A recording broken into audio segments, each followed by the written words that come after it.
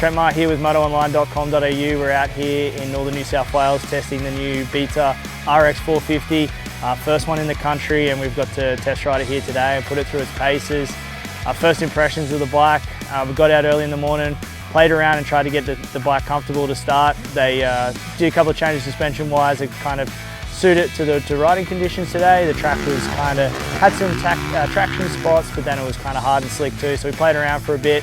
Once we got it dialed in, then we really started working on how the power delivery and everything like that is. So cockpit wise, sitting on the bike feels very comfortable naturally. Again, being a taller guy, bikes sometimes feel cramped up. This one was quite open in that cockpit space and felt comfortable sort of straight away as we got into the track and moving it around. Probably the biggest thing is some front end feel early on when we were trying to get the bike set up. That was a little bit different, and once we kind of got the suspension settled in, really stabilized the bike and got it a lot more comfortable, especially on the flat turns and stuff like that.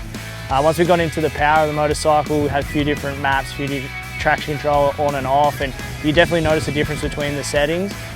Being that the track was quite slick, we're trying to look for a little less power to kind of keep the traction to the rear wheel, and then adding that traction control helped as well.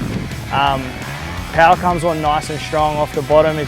It's a little bit lighter off the bottom, but then as you get into that mid into the top range there, you can really feel the bike really come to life, and that 450 engine sort of spark into action, and you can feel that it keeps pulling right up into the rev range. And biggest thing I noticed about the RX 450 was that once you kind of got it up into third gear and rode it in the mid of the power, it was a lot more stable in the chassis, but not only that, the power sort of come on a little bit broader and didn't run out as quickly. If you went down in that second gear was quite tight. So something there to play around with gearing and things like that, but for a stock basis bike, it was quite comfortable. Even the bike itself, the chassis sitting on it and things like that. I mean, the RX 300 is their first sort of motocross bike, and this is their first 4-stroke range, and just sitting on it, it's nice and flat across the top, nice and skinny to grip onto. So again, the rider cockpit section of the bike was something that come really naturally, really quickly.